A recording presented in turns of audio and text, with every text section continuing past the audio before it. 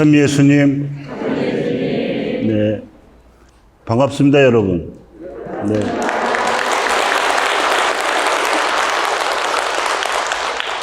제가 2011년에 2월에 부임했었으니까 11년 됐는데, 그때 저는 서품 받은 지 22년 차였고 첫 본당이었습니다.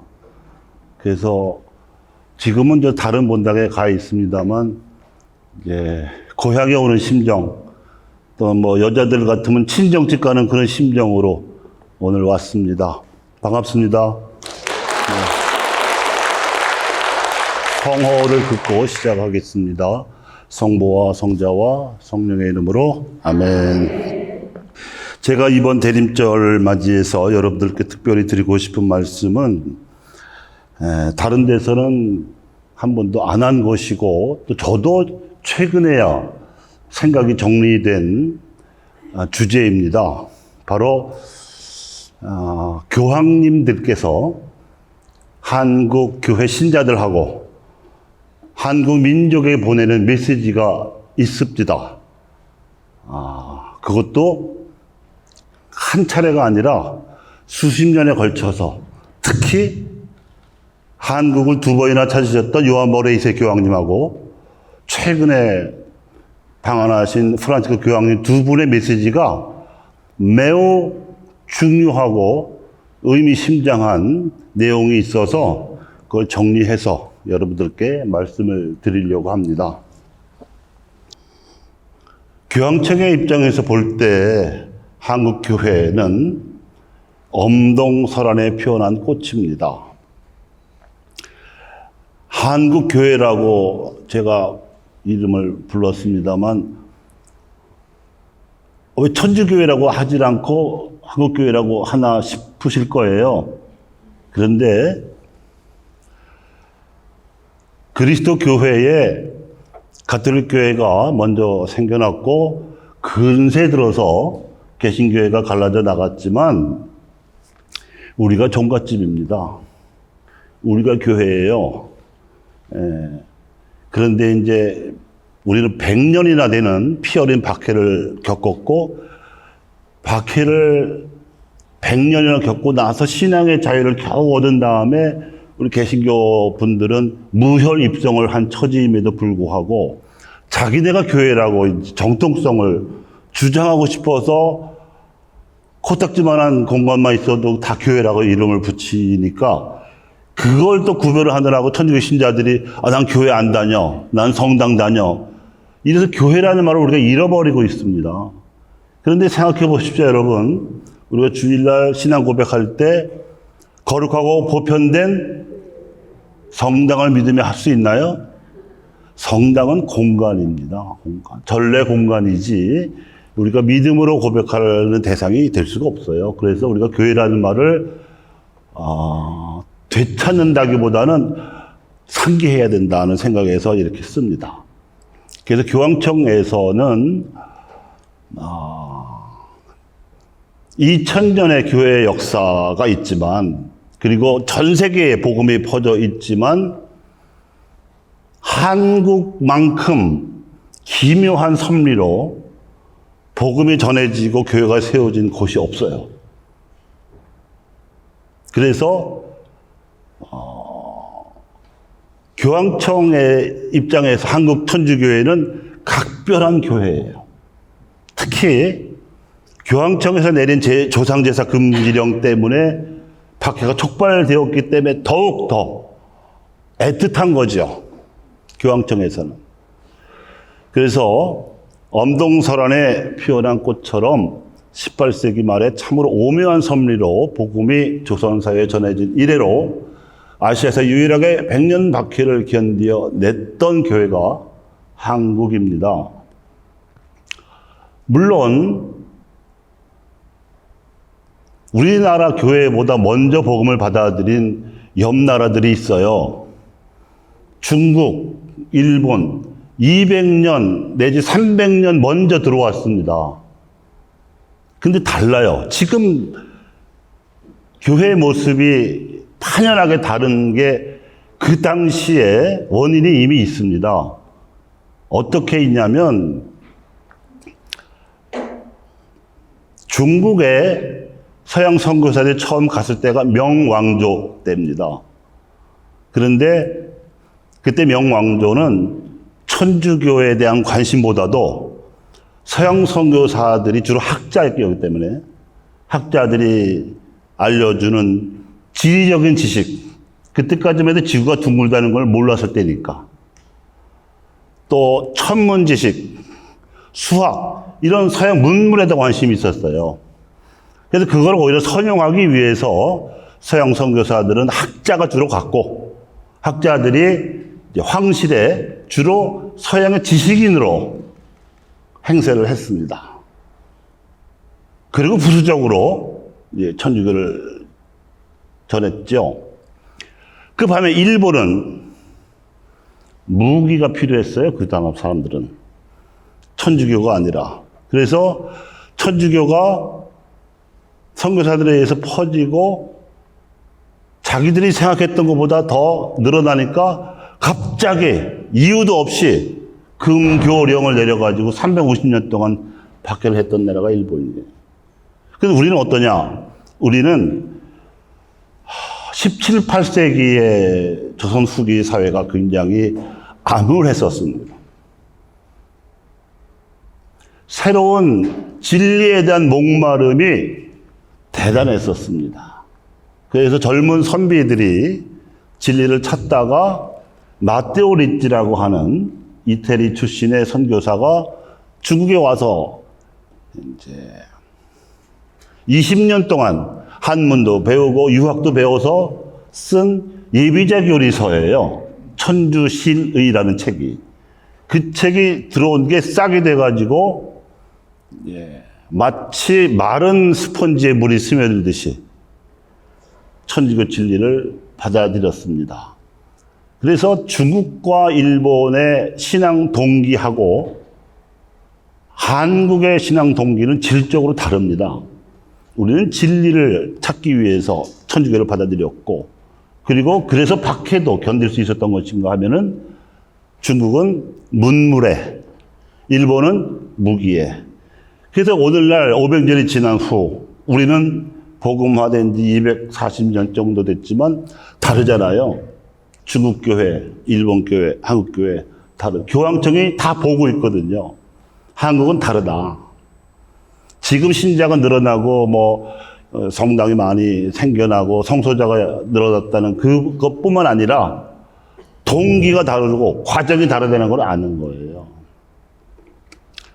그래서 성공적으로 한국교회가 생겨난 섭리에 감격하면서, 이 감격이라는 표현은 제가 만든 말이 아닙니다. 교황청의 표현이에요.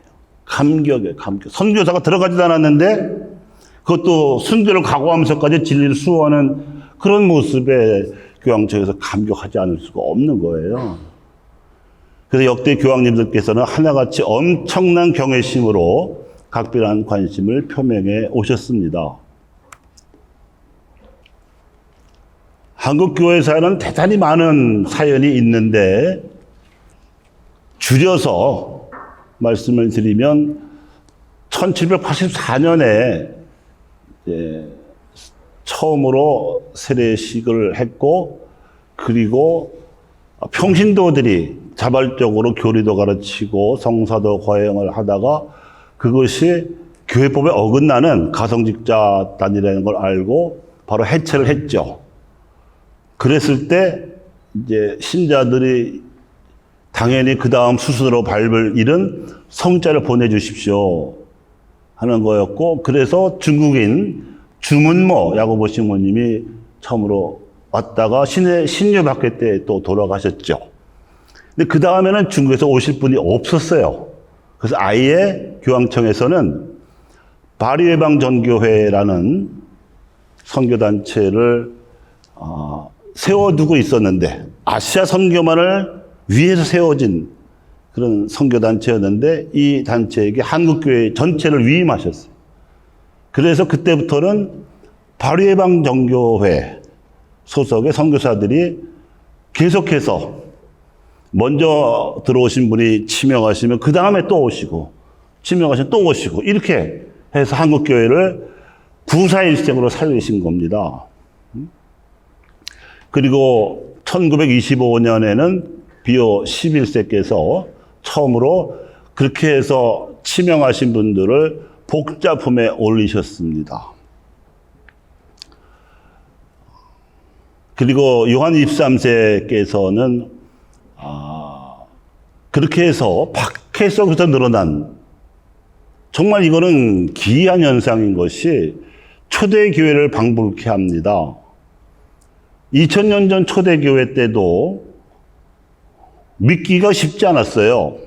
우선 예수님을 십자가에 못 박아 죽인 유다교의 박해가 계속되고 있었습니다. 그리고 이제 그 당시에 신자들은 예수님이 그리스도이시고 하느님이심을 믿었고, 그런 예수님을 유다교가 죽였기 때문에 사이가 좋을 수가 없었고, 우리가 참 이스라엘이라고 자부를 하는 것이 유다교 신자들에게는 질시의 대상이어가지고 오히려 로마 당국에 고발을 하곤 했던 사람들이 유다교 신자들이에요. 또 로마는 로마대로, 아시다시피 로마는 유럽 남쪽에 있으면서 아시아도 침략하고 아프리카 북부도 정복을 하고, 이래서 세 대륙에 걸쳐서 백인종, 황인종, 흑인종을 다 다스려야 하는 처지였고, 말도 다르고 문화도 다르고 종교도 다르고 풍습도 다른 그런 여러 민족들을 다스리려니까 국교지책으로 생각한 게 황제가 신이라고 우긴 거예요. 그래서 황제를 숭배하게, 그래서 여러 민족들 간의 이질성을 황제 숭배로 이제 극복해 보려고 엄격하게 황제 숭배를 강요하니, 아니 천주교 신자들이 거기에 절을 할 수가 있겠냐고요.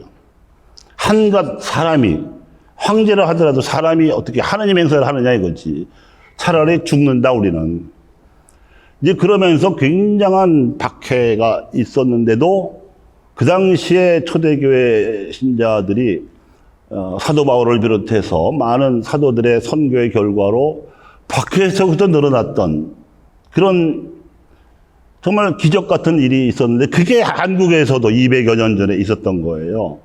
특히 박해가 100년 진행이 됐는데 중기 이후로 갈수록 천민 출신들, 부녀자들, 이미 그 당시 조선사회에서 제대로 된 인간 취급을 못 받았던, 그런데 천주교에서는 존엄한 하느님의 백성으로 인정해 준 그 진리에 감격을 해서 박해 속에서도 입교자가 늘어나가는 놀라운 통계를 우리가 볼 수가 있습니다. 그래서 이제 요한 23세께서는 교계제도, 다시 말하면 교구와 주교님들 임명을 해서 말하자면 성인으로 독립을 시켜주셨습니다. 그리고 바오로 6세 교황님께서도 1968년에 두 번째 시복식을 해 주셨어요. 다른 교회도 박해를 다 받았지요. 중국도, 일본도, 베트남도, 아시아의 여러 나라들이 다 박해를 받았습니다만 한국처럼 이렇게 빠른 속도로 시복이 된 경우가 없어요. 그럴 수밖에 없는 게 교황청에서는 놀라운 거예요. 너무 놀라운 거예요.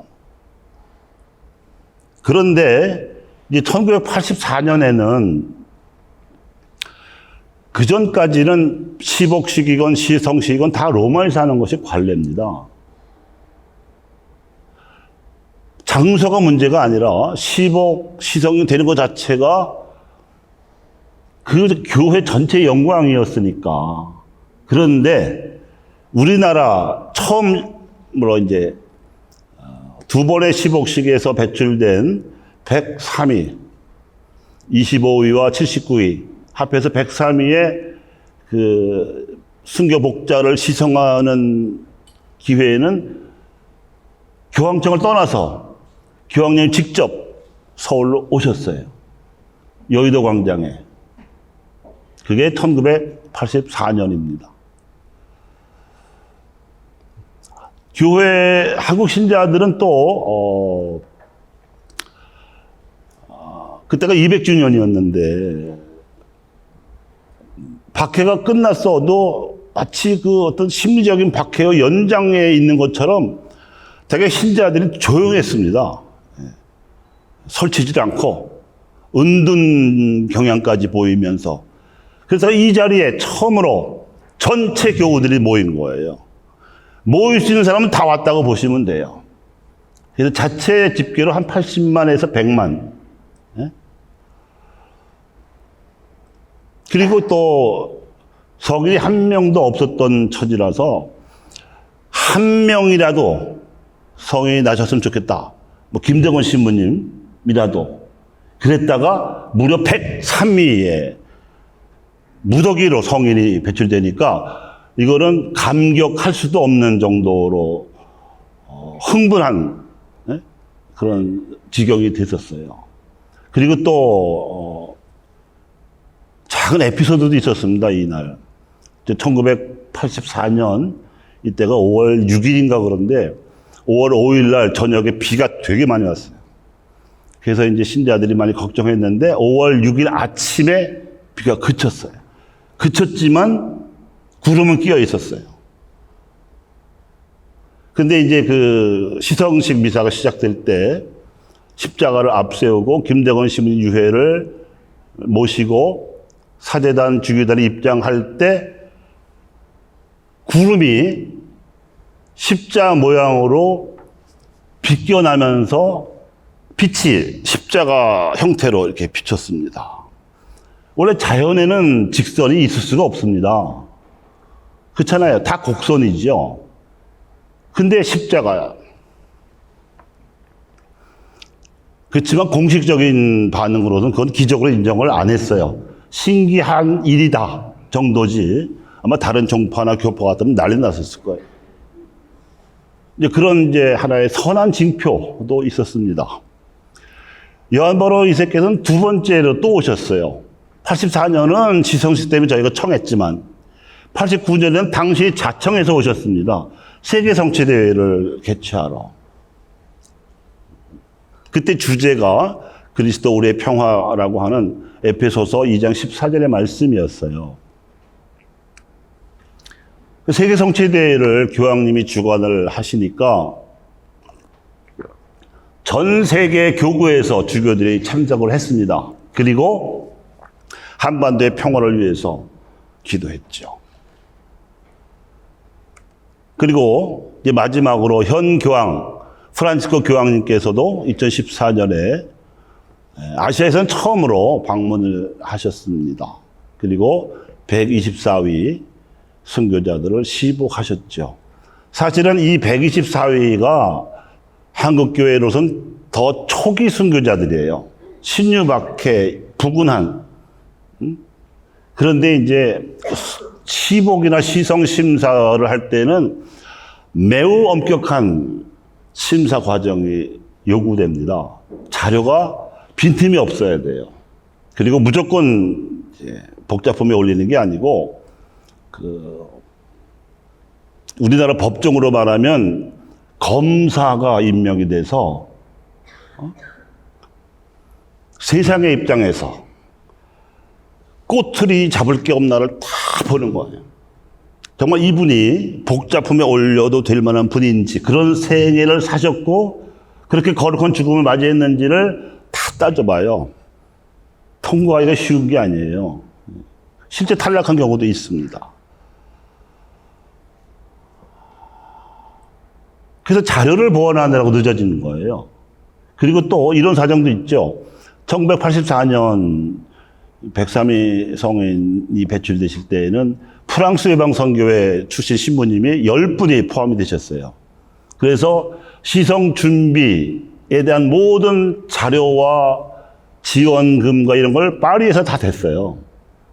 한국교회는 돈이 없었습니다. 그때까지만 해도. 그래서 또 자료가 다 파리 외방전교에 있기도 했고. 그랬다가 이 2014년에 시복식 때는 한국교회가 자력으로 준비를 했고 필요한 자금을 다 댔습니다. 그런 의미가 있어요.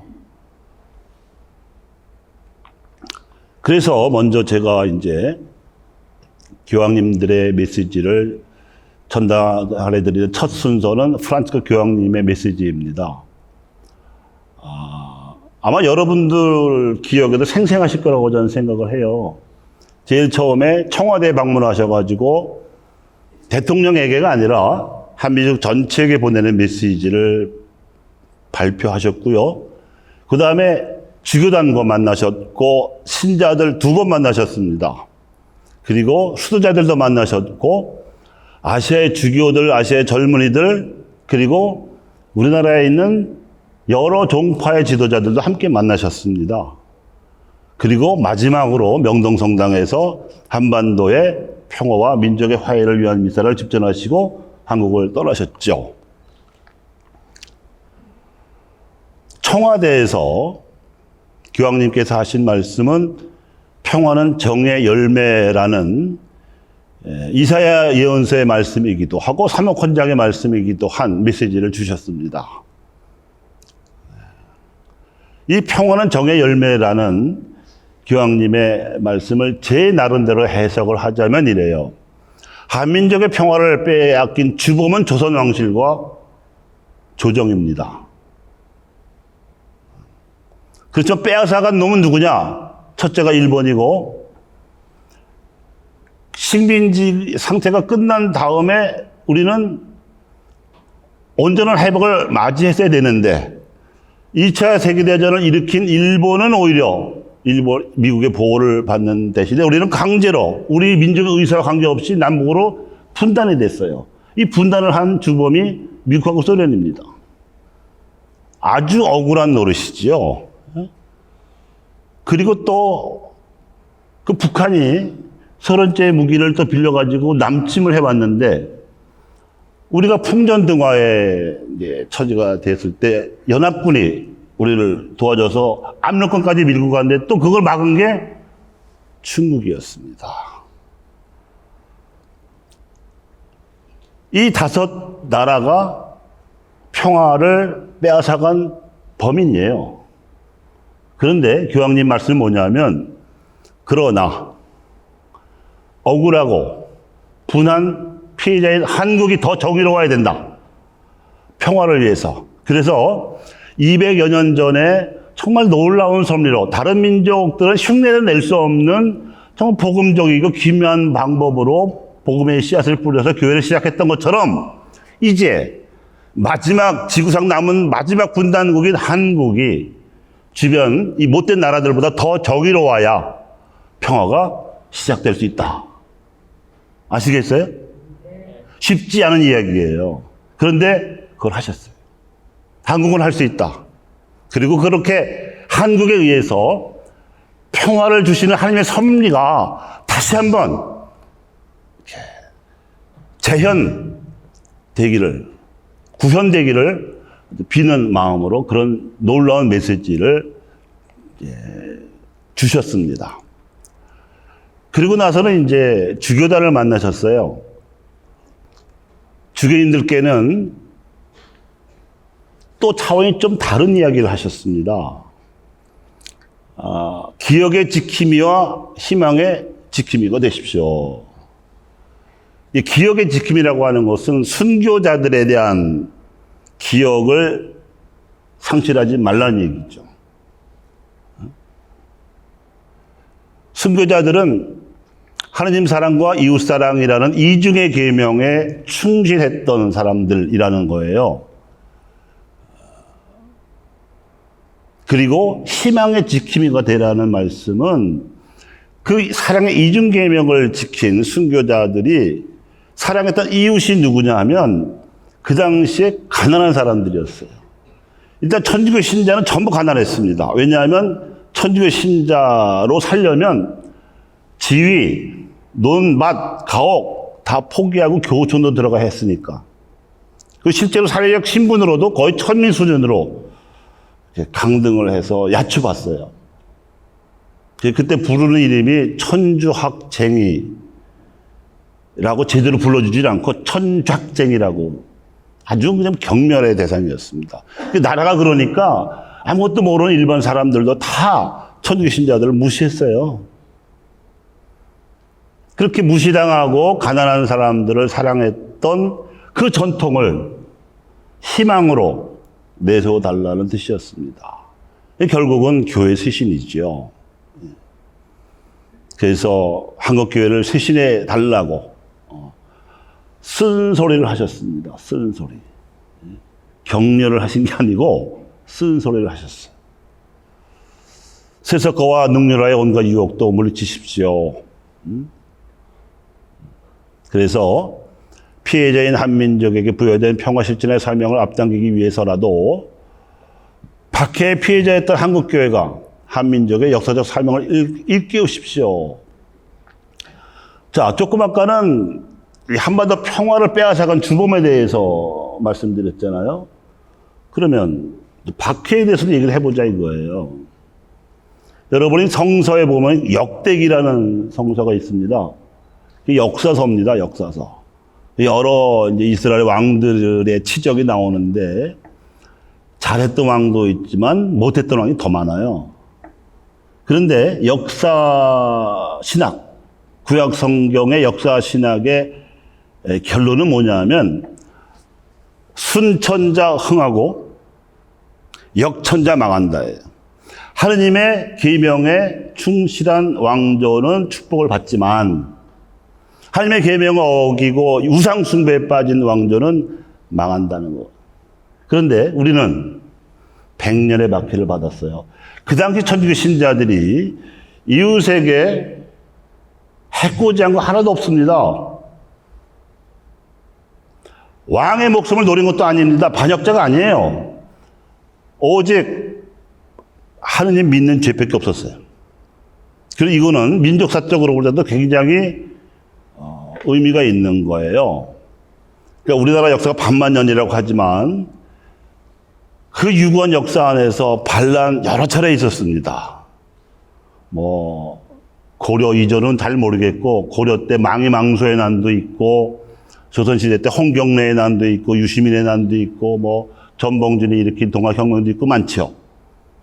그러니까 피지배층이 지배층에 대항해서 일어난 것이 반란이죠.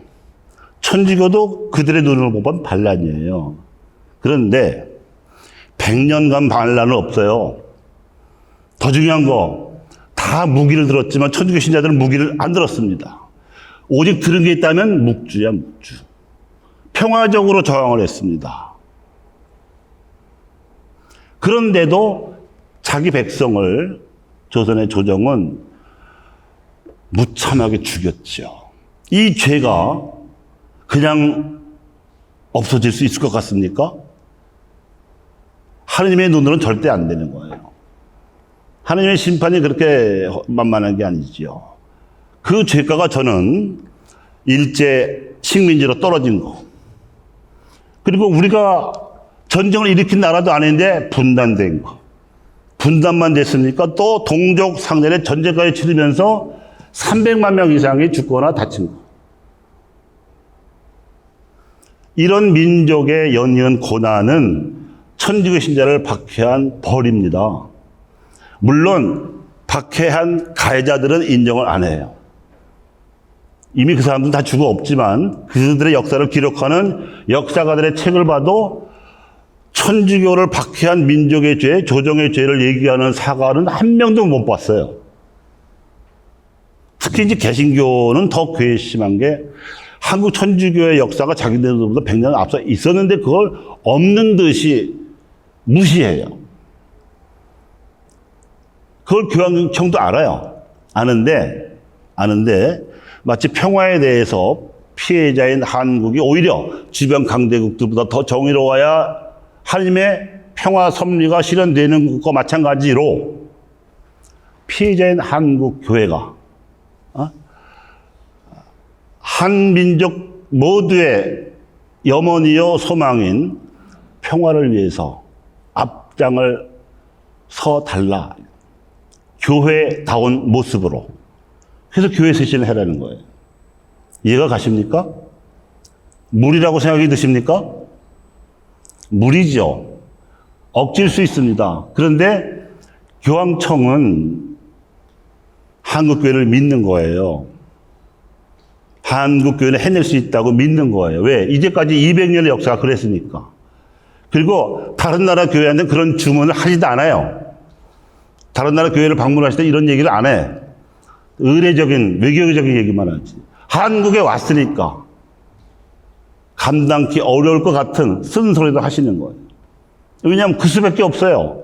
왜? 가해자는 회개를 안 해. 죄 지은지도 모르는 것 같아요. 천주교 신자 그렇게 100년 동안 죽여놓고도 잘못한 줄도 모르는 것 같잖아요. 그래서 교황님은 주교님들을 통해서 한국교회 전체에 던지시는 메시지가 용서 정도가 아니라 오히려 가해자의 염원까지 들어주라는 메시지를 주시는 것입니다. 대전 월드컵 경기장에서 열린 8월 15일 성모 승천 내축일 미사입니다. 이때 교황님께서는 사회적인 메시지를 던지셨어요. 강론이 길지만 아주 요점만 간추리면 이렇습니다. 이 나라의 그리스도인들이 사회 모든 영역에서 정치적 쇄신을 가져오는 풍성한 힘이 되기를 빕니다. 그리하여 올바른 정치적 가치와 문화를 짓누르는 물질주의 유혹에 맞서서 그리고 이기주의와 분열을 일으키는 무한 경쟁의 사조에 맞서 싸우기를 빕니다. 새로운 형태의 가난을 만들어내고 있는 또 노동자들을 소외시키고 있는 비인간적인 경제 모델을 거부하십시오. 생명이신 하느님과 하느님의 모상을 경시하고 모든 남성과 여성과 어린이의 존엄성을 모독하는 죽음의 문화를 배척하기를 빕니다. 매우 선동적인 거의 무슨 전쟁터에서 독전을 격려하는 그런 지휘관의 말투 같은 영적인 메시지죠. 영적으로 싸워라 이거예요. 무기력하게 남아있지 말고. 그 다음에는 이제 광화문에서 시복 미사 때 신자들하고 만나셨지요. 이번에는 영적 메시지를 주셨습니다.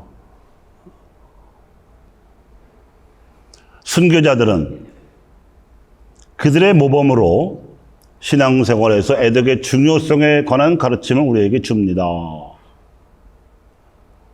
그것은 그리스도께 대한 그들 증언의 수수성이었고 세례받는 모든 이가 동등한 존엄성을 지녔음을 받아들이는 것으로서 드러났습니다. 그 당시는 엄연한 신분 차별이 존재했고 양반 아닌 다른 신분의 사람들은 2등, 3등 인간으로 취급을 받았으며 특히 노비 같은 경우는 짐승처럼 사고 팔기도 했습니다. 그리고 임진왜란 당시 왕의 선조인데 선조 이후에는 조선 백성 인구 반이 노비였다는 통계가 있어요. 사람 사는 세상이 아니었던 거죠. 양반들만 좋은 세상이었던 거죠. 그런 것을 천주교 신자들은 거부했었습니다. 마침내 당대의 엄격한 사회 구조에 맞서는 형제적 삶을 이루도록 그들을 인도하였습니다. 이는 하느님을 사랑하고 이웃을 사랑하는 이중계명을 분리하는 데 대한 그들의 거부였습니다. 막대한 부유함 곁에서 매우 비참한 가난이 소리 없이 자라나고 가난한 사람들의 울부짖음이 좀처럼 주목받지 못하는 사회 안에 살고 있는 우리에게도 순교자들의 이러한 모범은 많은 것을 일깨워 줍니다. 대전 월드컵 경기장에서 8.15 날에 성모 승천 내축일 미사에 강론을 하신 것처럼 사회적인 메시지는 아니지만 영적으로는 사실 더 강한 치명을 각오하라는 얘기니까. 그렇다고 치명할 일은 없으니까 그런 각오를 하라는 거예요. 여러분 지금 교황님이 똑같은 얘기를 여러분 앞에 하신다. 죽을 각오로 신앙생활 하십시오 하면은 여러분이 아니요, 난 그렇게 못합니다 하시겠어요? 굉장히 강한 톤의 메시지인 거죠. 그리고 이제 꽃동네로 가셔서 거기 연수원에서 수도자들과도 만나셨습니다. 수도자들에게도 필요한 메시지를 주셨습니다. 하나님께 사랑받고 있다는 굳건한 확신이 여러분 성소의 중심에 있습니다. 사실 수도 성소를 선택한다는 것은 하나님께 사랑받고 있다는 체험이 없이는 불가능합니다. 그 사랑을 타인에게 나누어주기 위해 존재하는 사람이 수도자입니다. 이제 그런 체험으로 수도자가 되었으니까 그 확신으로 그 사랑을 마음 안에 담아만 두지 말고 신자들에게 나눠줘라. 신자들뿐만 아니라 이 세상에서 사랑 못 받는 사람들에게 나눠줘라. 그 얘기죠. 이것이 하나님 나라의 현존을 보여주는 만질 수 있는 표징이며 천국의 영원한 기쁨을 앞당기는 것입니다.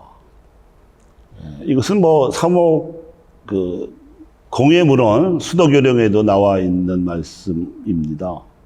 수도 생활의 진정한 표지는 천국을 보여주는 것이고 앞당기는 데 있다고 나와 있거든요. 이 기쁨은 기도 생활과 하나님 말씀 묵상과 성사 거행과 공동체 생활에서 자라나는 선물입니다. 그런데 관상을 지향하든 활동을 지향하든 수도자 여러분들의 과업은 제가 해석할 때 이건 십자가는 공동체 생활을 통해서 하나님의 자비에 대해 전문가가 되는 것입니다. 같은 부모 밑에서 태어나 자라는 식구들끼리도 갈등이 있고 알력이 생기는 법인데 남남이 한 수도원에 모여서 살면 더하면 더했지 쉽지는 않죠. 그거를 십자가로 받아들여라 하는, 이 양반이 수도자 출신이잖아요. 예수의 출신이기 때문에 아는 거죠. 수도 생활의 어려움을. 그러셨고, 그리고 이제 아시아 젊은이들, 아시아 주교들, 그리고 종교 지도자들, 민족 종교 지도자들, 그리고 명동 성당에서 이제 민족의 화해와 평화 통일을 위한 미사를 이제 집전하셨는데 그 메시지들을 종합하면 이렇습니다. 아시아 주교들에게는 다른 생각과 다른 문화를 받아들이고 대화를 하십시오. 이런 얘기가 이제 한국에서 이제 설득력이 있는 이유는 한국에는 세계 거의 모든 종파가 들어와 있다고 하는데 종교 분쟁이 없잖아요. 종교 분쟁이 없는 유일한 지역이 또 한국입니다. 근데 다른 나라 같으면은 고질적으로 종교 간 갈등이 많아요. 그러니까 한국에서 이런 얘기를 하는 거죠. 또 아시아 청년들에게는 가난한 이들, 외로운 이들, 아픈 이들, 소외된 이들을 찾아가는 가운데 하나님을 경배하고 사랑하는 교회를 일으켜 세워다오. 우리나라에 찾아온 아시아의 출신 나라들이 우리나라처럼 교회가 굳굳하게 세워진 교회가 없습니다. 그러니까 이 말씀을 하시는 거예요. 그 나라들을 일일이 찾아갈 수가 없으니까. 한국의 종교 지도자들에게는 이제 하느님이니 예수님이 이런 얘기를 하지 않고 진리와 공동선을 향하는 길을 함께 가는 여정에 대해서 강조하셨습니다. 서양은 물질 문명을 발달시켰다고 하지만 동양은 특히 이 동아시아에서는 정신 문화를 발달시켰지요. 그래서 모든 종교의 공통 분모가 구도 정신입니다. 진리를 추구하는 전통은 어느 정도나 다 있어요. 이게 이제 서양에서 볼 때는 존경스러운 전통인 거죠. 그러니까 공통의 언어를 찾아서 진리와 공동선을 향하는 길을 함께 가는 여정에 대해서 말씀을 하신 거고, 마지막으로 명동성당에서 한반도의 평화와 민족의 화해를 위한 미사에서는 의심과 대립과 경쟁의 사고방식을 확고히 거부하고 복음에 가르침과 한민족의 전통같이 입각한 문화를 형성해 나가기를 요청하셨습니다. 여러분들은 남북으로 갈라져 있긴 하나 같은 말을 쓰는 동포가 아니냐, 혈육이 아니냐. 어렵더라도 여러분들이 증오 대신에 사랑의 마음, 용서의 마음을 가지고 버티어다오. 하느님이 도와주실 것이다. 그 얘기입니다. 이런 프란치스코 교황님의 메시지는 요한 바오로 2세 메시지에 대한 강론입니다. 요한 바오로 2세께서 먼저 2차례 방문하셔서 총론을 까셨어요. 밑자락에 까셨어요. 그걸 알고 오신 거죠. 프란치스코 교황님은. 그래서 순서를 하신 건데, 그럼 과연 요한 바오로 2세께서는 뭐라고 하셨느냐? 요한 바오로 2세께서는 교황직에 무려 25년 동안 계셨던 분이에요. 왜냐면 50대 초반에 교황직에 오르셨기 때문에 다른 교황들에 비해서 오래 계셨고, 그런데 그 25년 동안 늘 기도 목록에 한반도 평화가 1순위였어요. 그리고 2차례 오셨지만, 그리고 당신의 고국이 폴란드인데, 폴란드는 10차례 가셔가지고 결국은 이 공산권의 붕괴를 촉진시키셨잖아요. 근데 그런 경험을 깔고 한반도의 평화도 한민족의 손으로 이끌어낼 수 있으리라는 희망을 강하게 가지셨습니다. 세계교회 역사상 처음으로 자생적으로 복음을 받아들인 선각자들의 땅, 100년 박해를 벌어넣듯이 이겨낸 순교자들의 땅, 그러면서도 동족 상전의 전쟁으로 갈라진 비극의 땅, 이 땅 한반도에서 다시 한번 하나님의 섭리가 신앙의 진리로 드러나기를, 그래서 하나님을 잊어버리는 인류가 한민족을 보고 한국교회를 보고 신앙을 되찾기를 바라는 전 세계 신자들의 목자로서의 또 간절한 그런 염원이 있는 거죠. 그래서 하나님을 잊어버리고 살아가는 인류가 한민족을 통해서 하나님의 놀라운 섭리를 체험하기를 바랐던 것입니다. 그분이 노구로 이끌고 한국을 2번이나 찾아오신 이유가 이해가 됐죠. 그리고 성취대회 때는 전 세계 주교들까지 다 불러 모아가지고 당신이 간직한 지향을 공유시켰잖아요. 그러니까 교황청 건물은 바티칸에 있어도 교황님 마음의 중심은 한반도에 있었던 거예요. 한반도가 이스라엘이고 한반도가 예루살렘이야. 말하자면 하느님의 섭리가 나타나야 할 땅이니까, 이미 순교자들의 피로 거룩해진 땅이니까. 그래서 성취대회 주제도 친히 당신이 정해 주셨어요. 당신이 거의 뭐 과외 교사처럼 말이죠. 이렇게.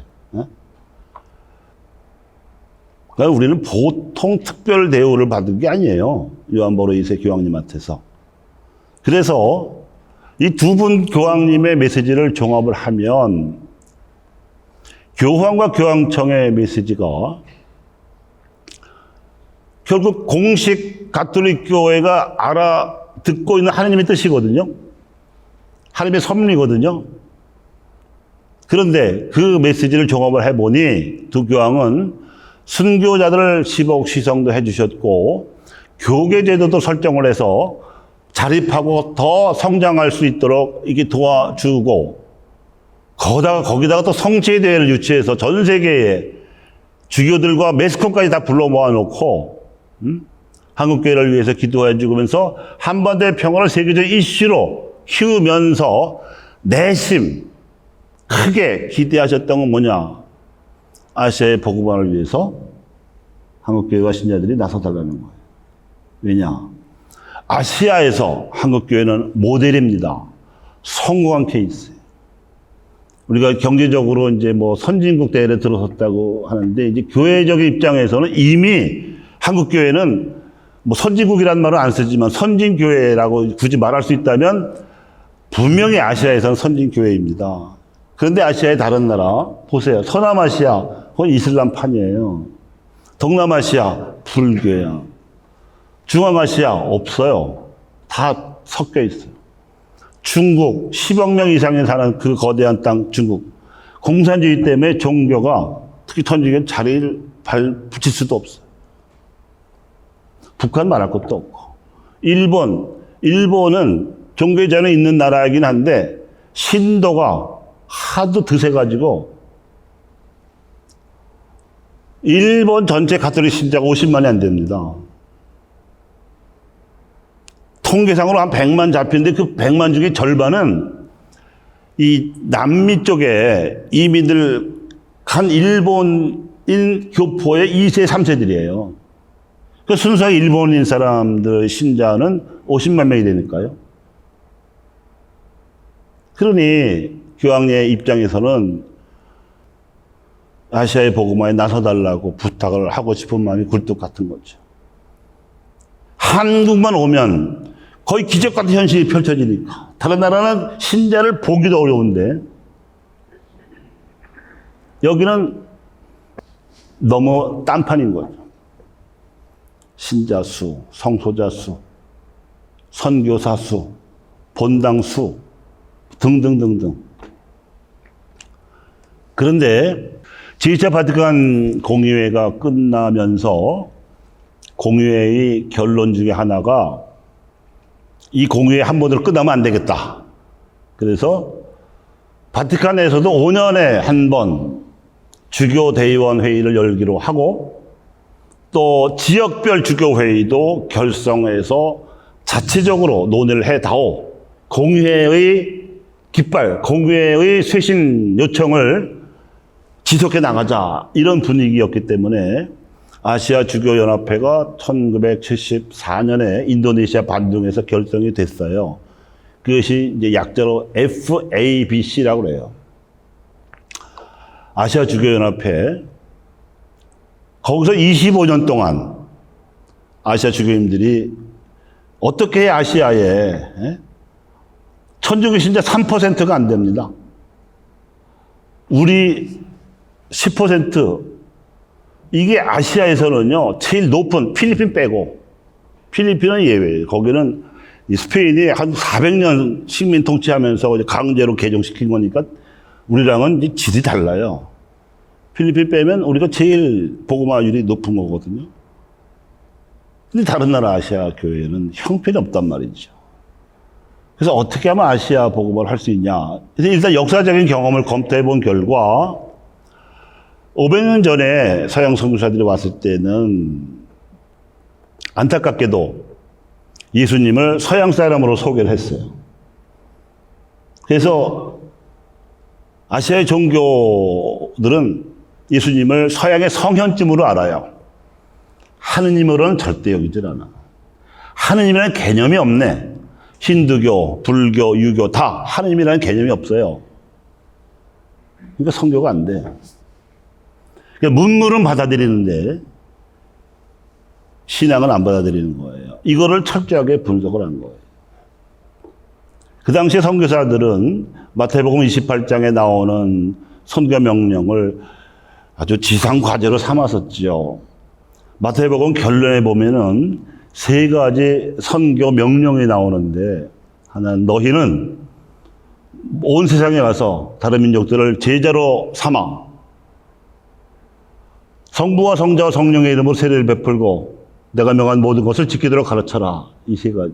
이걸 고지고대로 문자 그대로 해석을 한 거예요. 그래서 모든 사람을 무슨 종교를 믿든 간에 이건 다 우상숭배니까 그건 다 집어치우고 천주교의 교리를 배워서 영세하시오.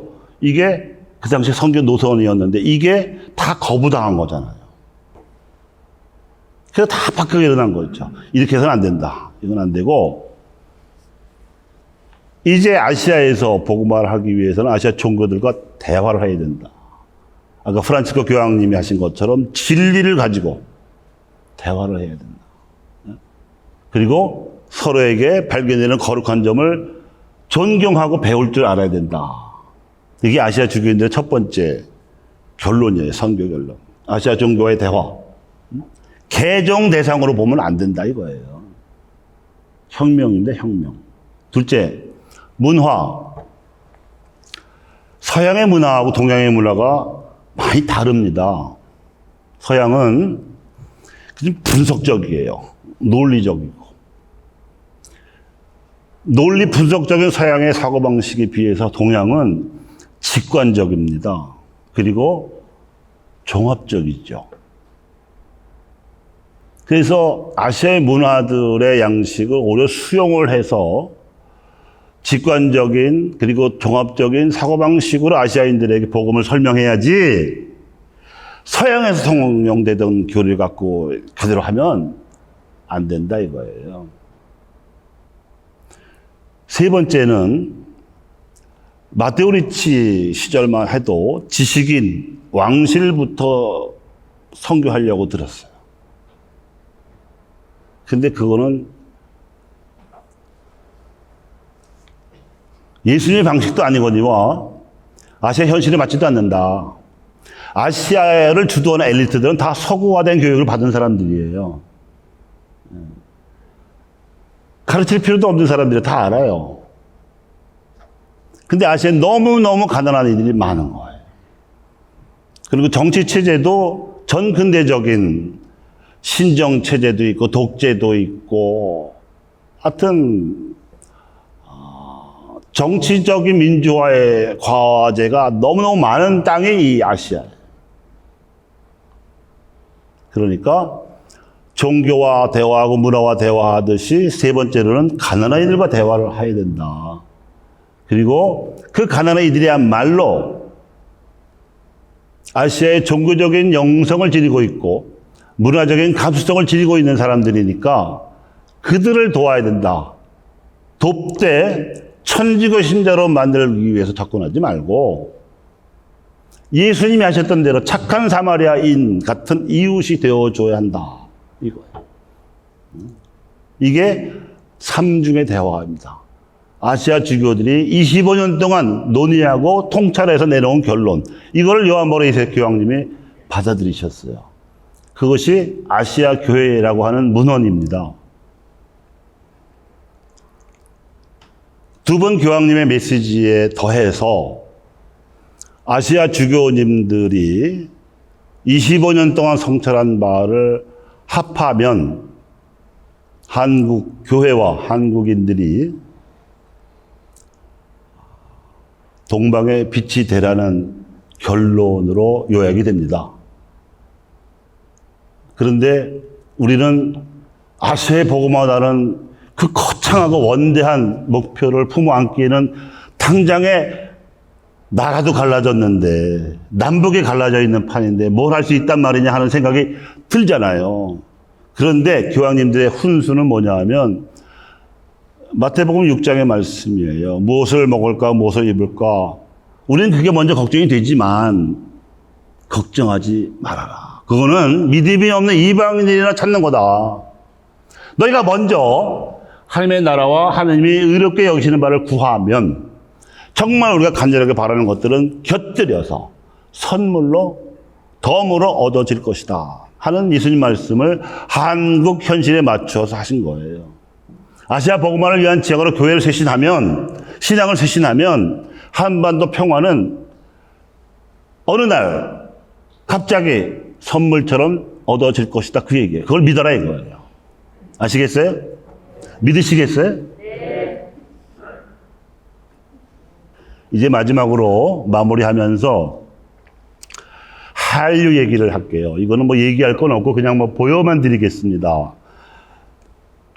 K컬처라고 하는 한류가 이전까지의 유행하고는 질적으로 다른 차원에서 전 세계인들의 공감을 얻고 있고요. 자기들이 알아서 한류를 퍼뜨리는 기현상을 보이고 있습니다. 그래서 아니 이게 도대체 어떻게 된 건가 하고 서구의 유수한 뭐 전문가들, 문화인, 예술인, 뭐 언론인들이 분석하느라고 되게 바빠요. 전에 없던 현상인데 이게 또 얼마나 오래 갈 건가 하는 것도 이슈죠.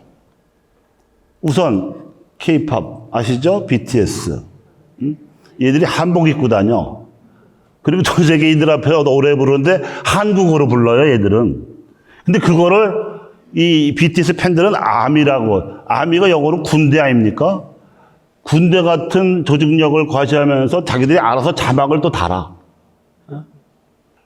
팝송만이 아니에요.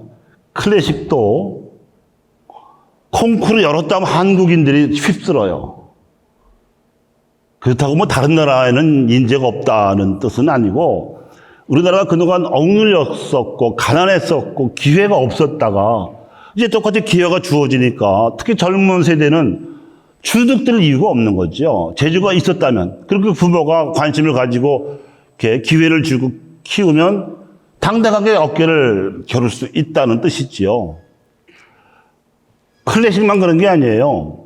이거는 BTS 가수 중에 한 명이 우리나라 전통 국악인들과 함께 삼고무, 그러니까 앞에 북 하나, 뒤에 북 하나, 머리 위에 하나, 세 개의 북을 놓고 춤추면서 추는 그런 곡이에요. 이게 또 세계적으로 히트를 쳤습니다. 영화 아시죠? 기생충. 아카데미상도 받고 칸느 영화제도 금상을 수상했고요. 그리고 그걸 끝나는가 했더니 또 미국에서 만든 한국인 배우들이 출연한 영화인데도 한국어로 진행된 영화를 미국 주류 영화계가 수상을 했어요. 특히 윤여정 배우는 요 조연상도 받았죠. 이 모습은 이민진이라고 하는 작가예요. 어릴 적에 한국에 살다가 부모를 따라서 중고등학교는 미국에서 자랐는데 미국 주류 사회에서 소위 아이비리그에 진학을 해서 미국 변호사까지 되고 또 변호사를 하다가 또 그만두고 소설을 썼어요. 빠찡꼬. 한국인의 아픔, 특히 제일 한국인의 아픔을 썼는데 이게 미국 주류 사회의 정서를 녹이고 있습니다. 해방 후 처음이에요. 우리나라에도 유수한 작가분들은 많이 계시지만 그분들은 토종 작가시기 때문에 번역이 안 돼. 우리나라의 이 감칠맛 나는 언어들은 영어 같은 말로는 번역 안 되는 게 되게 많습니다. 근데 이민진 작가는 한국 사람이지만 미국에서 배웠기 때문에 미국식으로 표현할 수 아는 거예요. 한국인의 정서를. 그게 통하는 거예요. 그뿐이 아닙니다. 한류가 유행하니까 한국 역사를 공부하는 학자들이 늘어났어요. 학생들을 더 늘어났어요.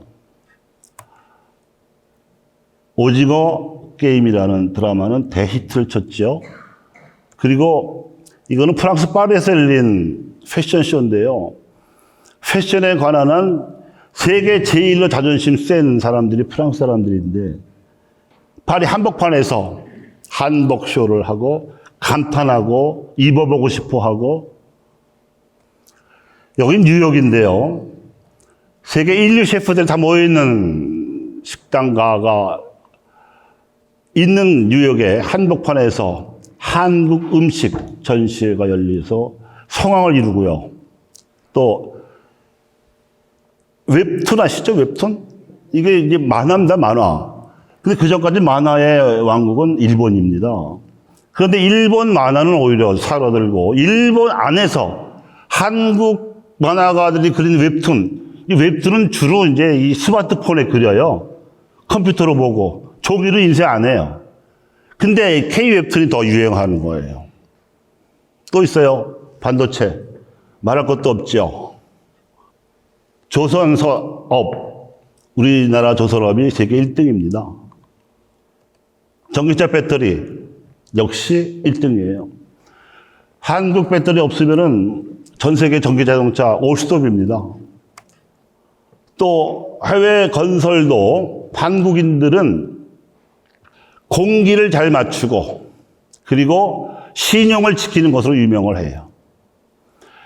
산업뿐만이 아니에요. 농업도 우리가 6.25 직후에 배고파 본 기억이 있어서 그런지 다른 나라 사람들이 이 농사 때문에 어려움을 겪는 거를 보면 가만히 있지를 못하는 사람들이 한국 농업 전문가들이에요. 굉장히 여러 사례가 있지만 그냥 시간 관계에서 하나만 소개했는데 제 기억 속에 남아있는 세 사례만 말씀드리면 알제리라는 나라는요, 북아프리카에 있고 프랑스의 식민지로 120년 동안 고생을 했는데 프랑스가 가톨릭 국가이면서도 시민 착취를 어마어마하게 해가지고 알제리가 해방되고 나서도 계속 가난했어요. 그 나라 주식이 감자인데 이 씨감자가 병충해에 걸리니까 씨감자도 프랑스에서 수입을 해야 되는 거예요. 이거를 우리나라 농업 관계자들이 보고 아예 한국에서 이 토양, 오염된 토양하고 관계없이 키울 수 있는 수경 재배를 실험해가지고 그대로 가져가서 알제리 사람들에게 가르쳐 줬어요. 또 세네갈 아시죠? 축구 잘하는 나라. 세네갈은 우리처럼 쌀을 먹는데 더운 나라잖아요. 그럼 잘 자랄 것 같잖아. 병충해도 성한 거예요. 그래서 이 세네갈에서 원래 키우던 벽지를 가져가서 우리나라 농촌진흥청 실험실에서 또 그대로 그쪽 기후에 맞는 이 기후를 재현해. 비닐하우스 안에. 스마트 팜이라고 그래갖고. 그래서 그거 아예 통째로, 비닐하우스 통째로 가져와서 가르쳐 주는 거예요. 생산량이 3배가 늘었대. 이러니 한국을 좋아하지 않을 수가 없는 거예요. 그 나라 사람들은. 그뿐만이 아니고 몽골같이 원래는 초원지대였을 것인데 이 사막화된 고비 사막이죠.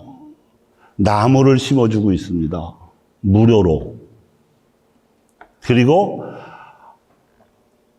왜 나무를 심는지 도대체 이해를 못하는 현지인들을 설득시키려고 나무를 심어서 특히 유실수를 심어서 그것으로 소득을 올리는 방법까지 가르쳐 주니까 이제는 그들이 나서서 식목을 해요. 다른 나라에까지 나무 심어주는 나라는 한국밖에 없어요. 또 6.25 직후에 총환자로 만들던 나라가 이제는 뭐 총 정도가 아니고 비행기에 탱크에 뭐 못 만드는 게 없어요. 잠수함까지 만들어서 수출하고. 그런 이 물건만 만드는 게 아니고 K 디모크라시라고 그래갖고 민주주의 6.25 때까지만 해도 영국을 비롯한 선진, 소위 민주주의의 선진국들이 한국에서 민주주의가 성공한다는 것은 쓰레기통에서 장미가 피어나는 것 같다. 뭐 이렇게 비아냥 그러던 사람들이 전 정권의 이야기지만 국정을 농단한 대통령에 대해서 주권자인 국민이 일어나서 피 한 방울 흘리지 않고 폭력 한 번 없이 대통령을 갈아치우는 이런 서구인들도 흉내내기 어려운 민주주의를 보고 한국을 다시 보기 시작을 했습니다. 그래서 이전까지 아시아에서는 일본의 유행, 중국의 유행, 뭐 거의 2000년 가까이 진행이 됐었죠. 전 세계적으로는 20세기는 미국, 19세기는 영국, 18세기는 프랑스의 문화가 휩쓴 적도 있었으나 그런 것들은 모두 다 제국주의적 정책으로 강대국의 힘으로 강요한 유행이었습니다만 한류는 질이 다른 거예요. 자기들이 공감하는 거예요. 자기네 나라보다 못 살던 한국이 저렇게 잘 되는 걸 보니까 저걸 배워야 될 것 같다. 남의 얘기가 아니다 싶은 거죠. 그런데 제가 볼 때는 분명히 그런 분석도 일리가 있으나 또 다른 게 있다고 봐요. 즉, 소위 이제 뭐 문화 전문가라는 사람들이 도대체 한류가 유행하게 된 배경과 원인이 뭐냐? 한국의 경제력이 커졌기 때문이다. 그전 같으면 쳐다를 받겠냐? 또 인터넷이 이제 깔리고 또 뭐 넷플릭스 같은 온라인 플랫폼이 모든 나라 시청자들을 아주 저렴한 가격에 한국의 콘텐츠들을 접할 수 있게 된 환경 다 또 있다. 그리고 코로나19 바이러스 사태가 장기화되면서 집안에 틀어박혀 있는 시간이 많아지니까 자연히 TV를 틀 수밖에 없지 않냐 하는 것도 일리가 있는 분석이에요. 또 우리는 아주 18년 플러스 12년 거의 30년의 군사 독재를 겪었지만 거기서 벗어나서 표현의 자유를 얻었고, 그리고 영화인들도 헐리우드 영화의 그 비율을 제한해야 된다고 많이 어떤 시위도 하고 국민에게 호소해서 방화, 즉 한국인들이 만든 영화를 한국 극장에서 일정 비율 이상을 틀어야 되도록 이렇게 만들어서 보호한 것도 있죠. 그렇지만 더 중요한 거는 우리는 어느 날 갑자기 나타난 민족이 아니고 오랜 유구한 전통이 있는 민족이고, 또 이 전통 문화에 저는 세 가지로 특징을 보는데 워낙에 슬픈 일이 많았었습니다. 그런데 그 한 맺힌 것을 그저 그냥 유고지상을 하고 그냥 절망하고 있는 게 아니라 거기서도 뭔가 즐길 거를 찾아가고 흥을 내는 민족이에요. 그런 가운데 정을 나눌 줄 아는 이 한과 흥과 정의 3요소가 다른 나라 사람들의 공감을 얻어낸 거라고 저는 생각을 하지요. 그러나 더 구체적으로는 한련의 뿌리는 저는 홍익인간이라고 생각합니다. 홍익인간의 이념은 5,000년 전에 생겨난 이념이잖아요. 그 당시에 있었던 고대 문명들, 고대 국가, 고대 민족들의 신화를 아무리 분석을 해도 이렇게 선한 영향력을 가진 이념이 없어요. 수메르 신화, 로마 신화, 그리스 신화, 일본 신화, 중국 신화 없어요.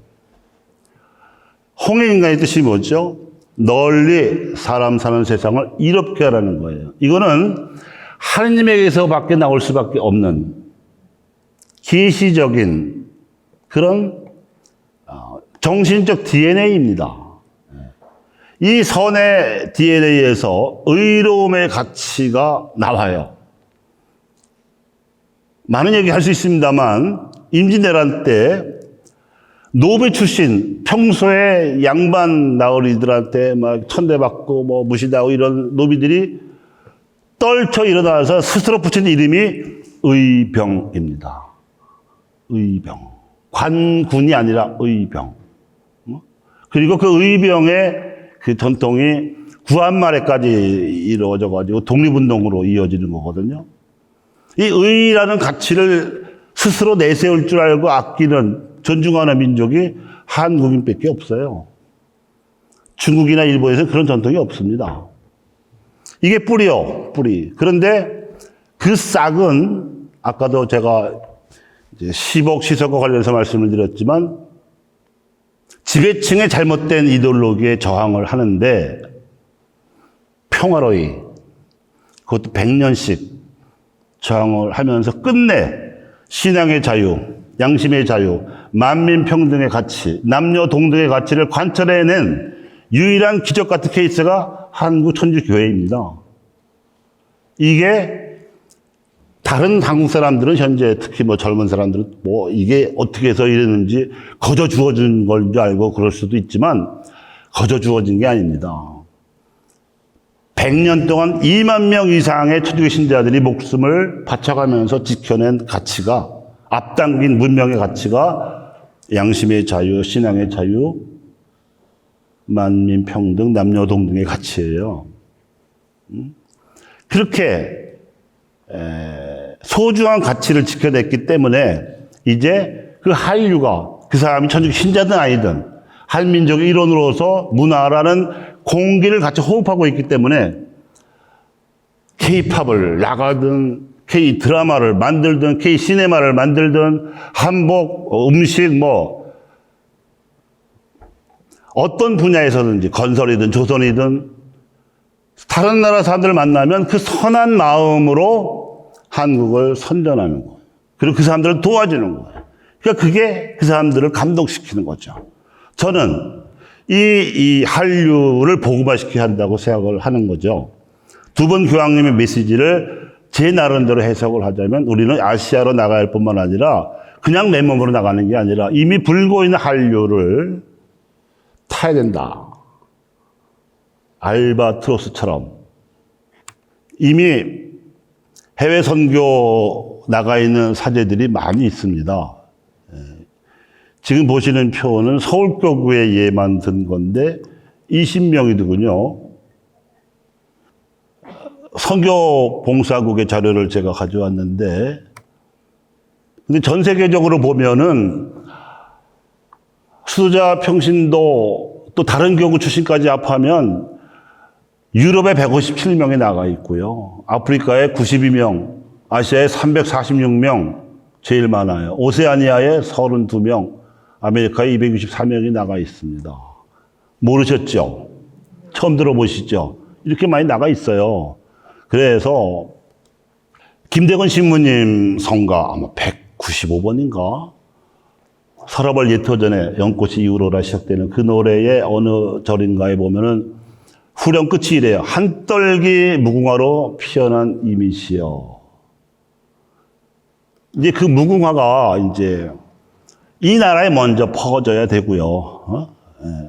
그리고 아까 잠깐 말씀드렸던 것처럼 역사의 심판을 피해갈 도리는 없습니다. 근데 가해자는 회개할 생각을 안 하고 있으니 피해자는 우리가 그 매듭을 풀어야 한다. 이런 얘기고요. 그래서 한민족의 강역이 고조선 이래 반만 년 동안 가장 좁아져 있죠. 게다가 근현에서 200년 동안 천지고 박해가 100년인데 그 후에 일제 식민 치하의 노예살이가 36년이고 이래서 원치 않은 강제 분단과 동족 상전의 전쟁과 독재 억압이 또 70년, 또 다른 100년이 민족의 고난사였습니다. 합해서 100년 박해의 벌을 100년 고난으로 지고 있다고 저는 생각을 해요. 그야말로 밑바닥인데 다행한 거는 이게 더 이상 내려갈 데가 없이 상수 국면으로 들어섰다는 거죠. 그래서 온 인류가 한국의 비상을 기대하며 주목을 하고 있는데 이게 진짜 오래 가려면 신앙적인 가치가 영적으로 뒷받침을 해줘야 됩니다. 다른 나라들처럼 얄팍하게 경제적 계산으로 가면 금방 또 바뀌어요. 그래서 100년 밖의 피해자로 한국교회는 한민족의 혼을 일깨워서 민족 복음화를 이룩하고 동북아시아 인류 평화에 공헌해야 할 호기를 맞이하고 있다고 저는 봅니다. 그래서 제가 소개하고 싶은 영상이 하나 더 있는데요. 이게 이제 알바트로스입니다. 이 알바트로스가 어떤 새인지는 이제 영상을 보시면 이제 나옵니다.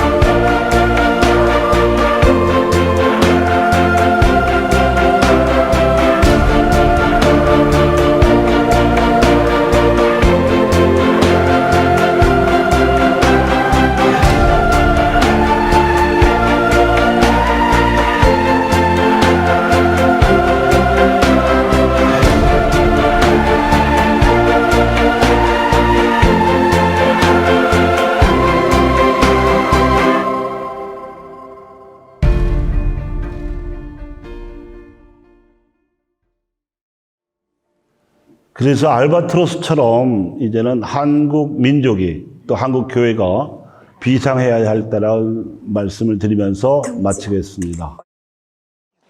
성부와 성자와 성령의 이름으로 아멘. 감사합니다.